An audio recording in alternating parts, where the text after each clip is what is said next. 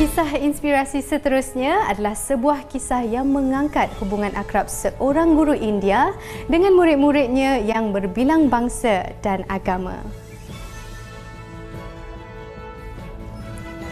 Tular di laman TikTok, guru yang bertugas di Sekolah Kebangsaan Kementah Kuala Lumpur ini sangat disayangi dan disenangi oleh murid-muridnya. Nona bawakan jalinan kemesraan Cikgu Gayatri Chandra bersama mereka.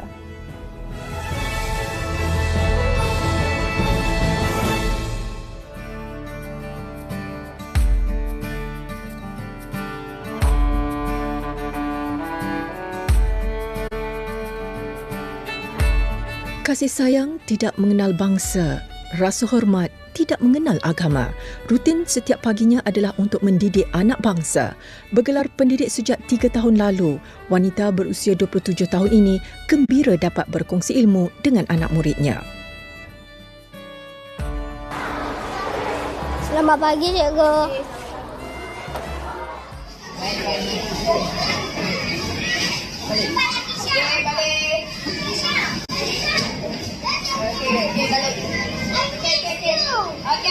I miss you too.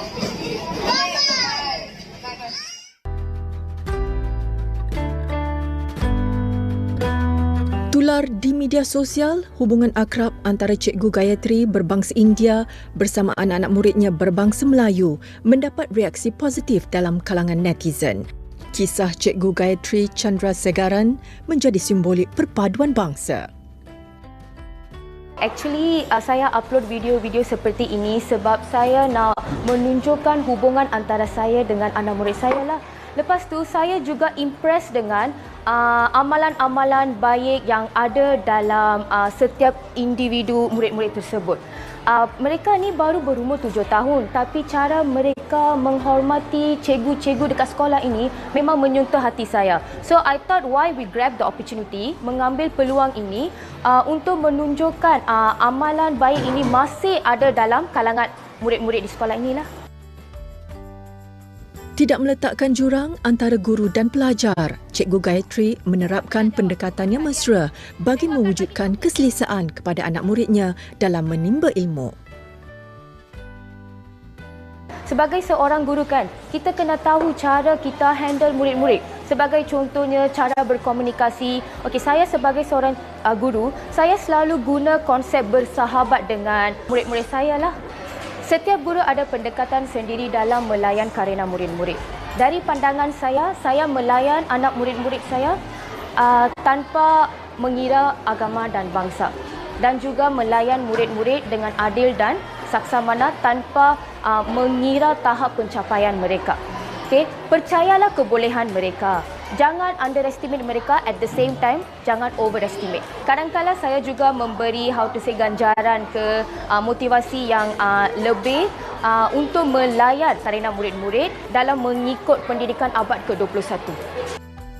Biarpun memiliki ketegasan sebagai seorang pendidik, dia percaya konsep kasih sayang yang diamalkannya ketika mengajar dan berinteraksi berjaya memikat hati mereka.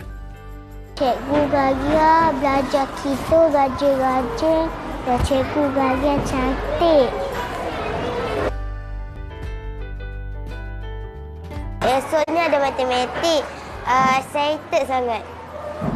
Cikgu Gaya, kalau dah siap kerja, Cikgu Gaya bagi hadiah. Kadang-kadang duduk senyap, Cikgu Gaya bagi hadiah juga. Macam-macam lah. Merentas zaman yang pantas berlalu, adat dan budaya harus sentiasa dipelihara, apatah lagi buat generasi hari ini yang berdepan dengan kemajuan teknologi tanpa sempadan.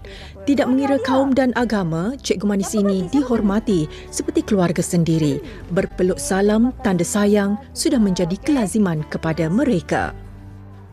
Okay, bye.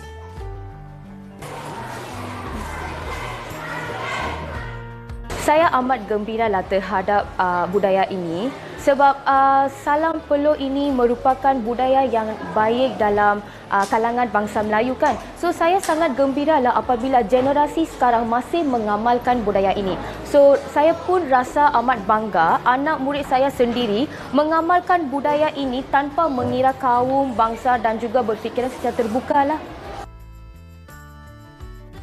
Hubungan erat yang terjalin antara Cikgu Gayatri dan para pendidik yang lain mempamerkan keharmonian sebagai sebuah keluarga. Tidak pernah menjadikan perbezaan sebagai halangan, setiap guru memainkan peranan dalam menjadi contoh yang baik kepada murid-murid. Apa yang diberdayakan oleh Cikgu Gaya ni sebenarnya adalah menjadi satu panduan yang telah ditetapkan di sekolah ni, iaitu kebersamaan ataupun keluarga, di mana kita mengekalkan trademark we are family, yang mana kita menitik beratkan pendekatan bersama dengan guru, bersama dengan rakan, bersama dengan ibu bapa dan juga bersama dengan anak-anak.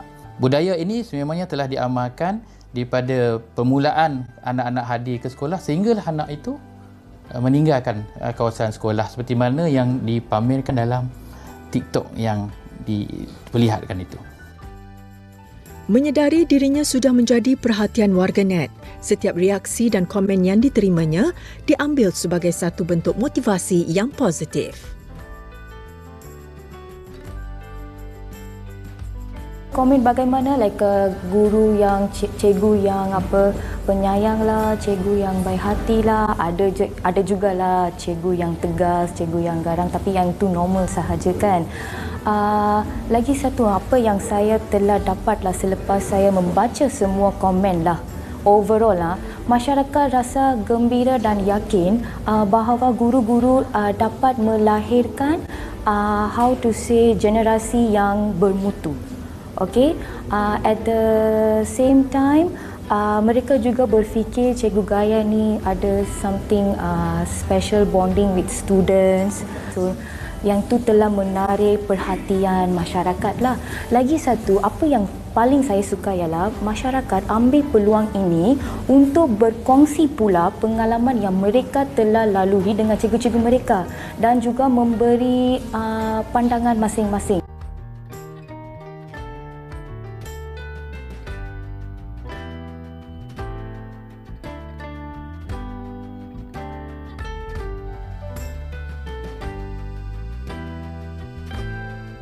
Cikgu Gaya dia ada kelebihan di mana dia tidak membeza-bezakan murid Melayu, dia tidak bezakan, jadi murid itu dekat dengan dia, rapat dengan dia. So murid itu sendiri pun tidak menganggap yang Cikgu Gaya ini berlainan agama, berlainan bangsa. Cikgu Gaya memang mudah disayangi oleh semua murid dia, sebab sikap dia yang peramah, mesra dan penyayang tu menyebabkan semua murid memang sayang pada dia, meminati dia.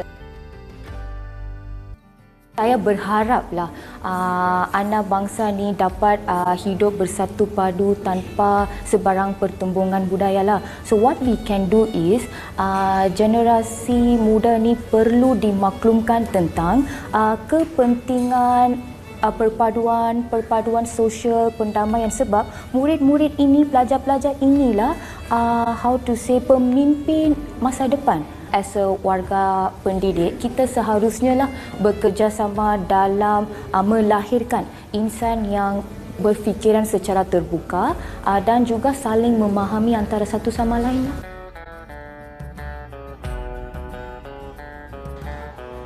Ilmu tanpa sempadan, kasih sayang tanpa batasan. Walaupun berbeza bangsa dan agama, Cikgu Gayatri menjadi simbolik perpaduan yang harus dicontohi semua sebagai sebuah keluarga Malaysia yang teguh bersama.